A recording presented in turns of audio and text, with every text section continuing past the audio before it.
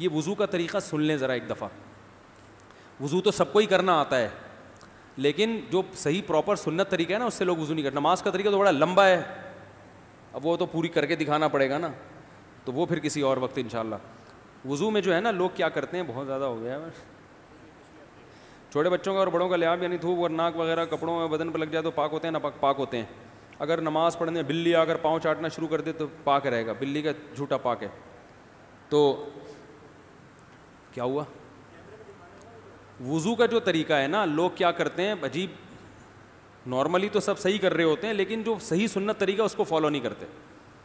طریقہ یہ کہ آپ نے ہاتھ دھونے کے بعد بائیں ہاتھ سے نلکا کھولا, سیدھے ہاتھ میں کیا لیا, پانی لے کے نلکے کو فوراً کیا کر دیا, چلو میں پانی لے کے. لوگ سمجھتے ہیں نلکا کھولنا تو سنت ہے, بند کرنا سنت. ارے بولو نا یار, نہیں ہے. تو کلی تو سیدھے ہاتھ سے کرنی ہے نا, تو الٹے ہاتھ سے آپ کیا کر دیں گے, نلکا بند.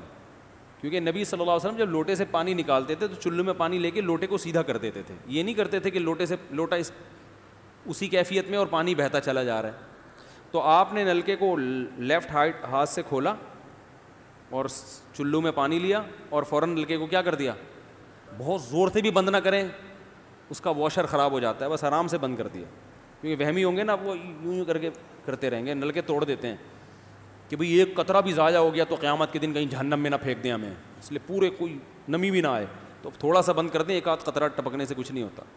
یہ لیا آپ نے, منہ میں کلی کی, مسواک کی, مسواک نہیں ہے تو انگلی سے دانت صاف کیے, غرارہ بھی کیا اگر روزہ نہیں ہے, ٹھیک ہے. پھر نلکا کھولا, پھر بند کیا, پھر کلی, اس طرح. پھر نلکا کھول کے دائیں ہاتھ میں پانی لیا, ناک میں نرم حصے تک پانی پہنچا کے اچھی طرح ناک کو صاف. اور نلکا پہلے وہ ویسے ہی بند ہو چکا ہے, اب ناک کو اچھی طرح صاف کریں سامنے والے کا خیال کر کے.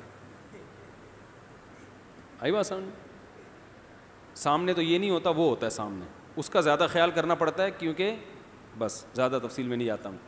تو چھوٹی انگلی سے اچھی طرح ناک کو صاف کیا, اس کی رطوبتیں نکالی, ٹھیک ہے. پھر نلکا کھولا, دوبارہ پانی لیا, پھر اسی طرح ناک میں بولو بھائی ڈالا, اور نلکا اسی وقت, جب چلو میں پانی بھر گیا نلکا اسی وقت کیا کر دیا. اللہ نے دو ہاتھ اسی لیے دیے ہیں کہ اس سے نلکا بند کیا جائے اور اس سے کیا کیا جائے, کھولا جائے. تو پھر یوں کیا, پھر 3 دفعہ, 6 چلو پانی خرچ ہوا نا, چلو اس کو کہتے ہیں, 6 چلو پانی خرچ ہو گیا. پھر آپ نے کیا کیا, نلکا کھولا لیفٹ ہاتھ سے, جو اصل طریقہ ہے وہ تو یہ ہے, سیدھے ہاتھ میں پانی لے کے نلکا بند کیا اور سیدھے ہاتھ سے پانی پیشانی پہ ڈال کے دونوں ہاتھوں سے پھیلا لیا. 3 دفعہ اس طرح کیا. اس پہ عمل نہیں ہوتا تو پھر اتنا کر لو کہ دونوں ہاتھوں پہ کیا لے لو, نلکا کھول کے پانی لے کے پیشانی پہ ڈالو اور فوراً نلکا کیا کر دو, بند کر دو, اور پھر ہاتھوں سے اچھی طرح اس کو ملو. سمجھ میں نہیں آ رہی بات؟ تو یہ عمل کتنی دفعہ کیا, نلکا ہر دفعہ میں بند ہو رہا ہے. ہمارے یہاں جس ٹائم پہ نلکا کھلتا ہے تو جب تک وضو مکمل نہیں ہو جاتا بند ہونے کا نام نہیں لیتا. 3 دفعہ آپ نے منہ اچھی طرح دھو لیا. داڑھی ہے تو اس میں کیا کر لیا, بڑی داڑھی ہے, میری داڑھی ایسی, میں تو چلو سے پوری داڑھی دھو لیتا ہوں, چھوٹی سی داڑھی ہے, تو داڑھی میں خلال کر لیا آپ نے. اس کے بعد آپ نے بازو کیسے دھونے ہیں, بازو دھونے کا بھی یہ طریقہ ہے. لیفٹ ہاتھ سے چلو میں پانی لیا, جب سیدھے ہاتھ میں پانی آئے گا تو یوں کیا. قرآن میں کیا ہے کہ قمتم الی الصلاۃ فاغسلوا وجوہکم وایدیکم الی المرافق, اپنے ہاتھوں کو کوہنیوں تک دھو. بتا دھونے کا عمل ہاتھ سے شروع ہوگا, ختم کہاں ہوگا, پانی یوں نہیں بہانا, اس طرح بہانا ہے پانی, یہاں سے یوں جائے. اور اس میں فائدہ یہ ہوتا ہے کہ بالوں کا جو رخ ہے نا نیچے کی طرف ہوتا ہے, جب پانی اپوزٹ سائڈ میں جاتا ہے تو اسکن اچھی طرح گیلی ہو جاتی ہے. سمجھ رہے ہو؟ تو آپ نے یوں لیا اور ہاتھ سے اچھی طرح ملا اس کو. ملنے پہ زیادہ زور لگانا ہے, ہم پانی پہ زیادہ زور لگا رہے ہوتے ہیں. پھر یہ بھی ہو سکتا ہے کہ دونوں ہاتھوں سے لو, دونوں ہاتھوں سے نلکا کھول کے دونوں ہاتھوں سے پانی لے کے, کیونکہ اس میں زیادہ پانی آ جاتا ہے, تو پانی لے کے آپ نے لیفٹ ہاتھ کو بھی یوں کیا نا, تاکہ یہ پانی بھی ادھر ٹرانسفر ہو اور یوں چلا جائے. اس طرح سے آپ نے دوسری دفعہ دھو لیا اور نلکا کیا کر دیا, بند. پھر تیسری دفعہ بھی ایسا ہی کیا, یہ جو ہوتا ہے نا یوں یوں یوں کر کے رگڑے لگا رہے ہیں نلکے کے نیچے ایسے, یہ نہیں ہوتا, یہ سنت طریقہ نہیں ہے. نبی جس برتن سے وضو کرتے تھے تو اس طرح چلو میں پانی لے کے اس طرح وضو کیا کرتے تھے, غسل اسی طرح ہو جاتا تھا. تو اب پھر لیفٹ میں بھی ایسے ہی ہے, لیفٹ میں پانی ڈالا اور سیدھے ہاتھ سے سہارا لے کے کیا کیا, دونوں ہاتھوں کا پانی ادھر آ جائے گا, ایک دفعہ دھل گیا, اچھی طرح مسئلے کونیوں تک پہنچ جاتا ہے, اور پریکٹس کے بعد تو بہت اچھا ہو جاتا ہے. اس کے بعد آپ نے کیا کیا, سر کے بالوں کا مسا. سر کے بالوں میں جو یہ ہے یہ طریقہ کچھ بھی نہیں ہے, کہیں بھی ثابت نہیں ہے. سیدھا سیدھا آپ نے ہاتھ گیلے کیے, پیچھے لے گئے. ایک حدیث میں صرف یہاں تک آتا ہے, ایک حدیث میں واپس لانا بھی. تو دونوں طریقے ہیں مسا کے, صرف پیچھے لے جاؤ یا پیچھے لے جا کے پورے سر پہ ایسے ہاتھ پھیر لیا, کیا ہو گیا, سر کا مسا. پھر انگلیوں کا, وہ کانوں کا, الاذنان من الراس, حدیث میں آتا ہے کان کس میں سے ہیں, سر میں سے. کیا مطلب, اس کے لیے نیا پانی لینے کی ضرورت نہیں ہے.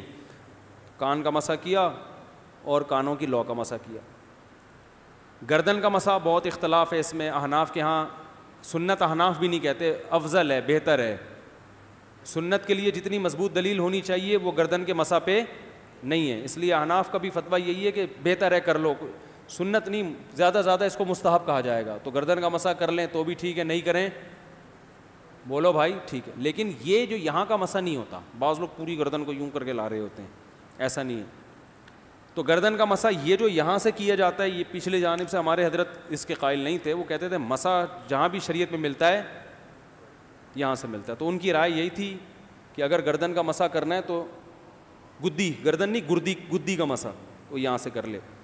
لیکن یہ کوئی نہ سنت مؤکدہ ہے نہ کوئی زیادہ تاکید ہے اس کی, کوئی کرے ٹھیک ہے, نہیں کرے تو بھی ٹھیک ہے. تو اس کے بعد اس لیے کہ بہت سے لوگ اس کے قائل نہیں ہیں تو ان سے بحث نہ کریں, ٹھیک ہے نا, بہت سے لوگ نہیں کرتے گردن کا مسا, بہت سے علماء فقہا اس کے قائل نہیں ہیں. اس کے بعد آپ نے پاؤں دھونا ہے, تو پاؤں میں بھی یہ کہ قرآن نے کیا کہا کہ الی الکعبین, انگلیوں سے شروع ہوگا اور ٹخنوں تک پانی جائے گا. تو انگلیاں رکھیں نلکے کے نیچے اور لیفٹ ہاتھ سے اس کو اچھی طرح کیا کریں, دھوئیں, اور انگلیوں کا خلال بھی کریں. بہت چند سیکنڈ میں ہو جاتا ہے یہ کام. اور پھر نلکا بند کر دیں, پھر دوسرا پاؤں سیدھے ہاتھ سے نلکا کھولا, سیدھا ہاتھ نلکے پہ رکھیں اور الٹے ہاتھ سے پاؤں دھوتے رہیں, جیسے ہی دھل جائے. تو میرا خیال ہے ایک مگا پانی بمشکل استعمال ہوتا ہے, ایک مگا جو ہوتا ہے نا نہانے والا. لیکن آج اگر جو لوگ وضو کر رہے ہیں نا, ان کا پانی اگر آپ دیکھ لو تو بالٹیوں کی بالٹیاں خرچ کر رہے ہوتے ہیں, اور معذرت کے ساتھ کم بختوں کا وضو پھر بھی نہیں ہوتا, پھر بھی ان کو شک ہوتا ہے کہیں کوئی جگہ خشک نہ رہ گئی ہو. تو وہمی نہ بنے, اس طریقے سے وضو کریں, یہ سنت طریقہ ہے. اور قرآن میں بیان بھی یہی کیا کہ یہاں سے شروع کرو یہاں تک لے کے جاؤ. کافی ہو گیا میرا خیال ہے. اللہ تعالیٰ سمجھنے کی, عمل کرنے کی توفیق عطا فرمائے.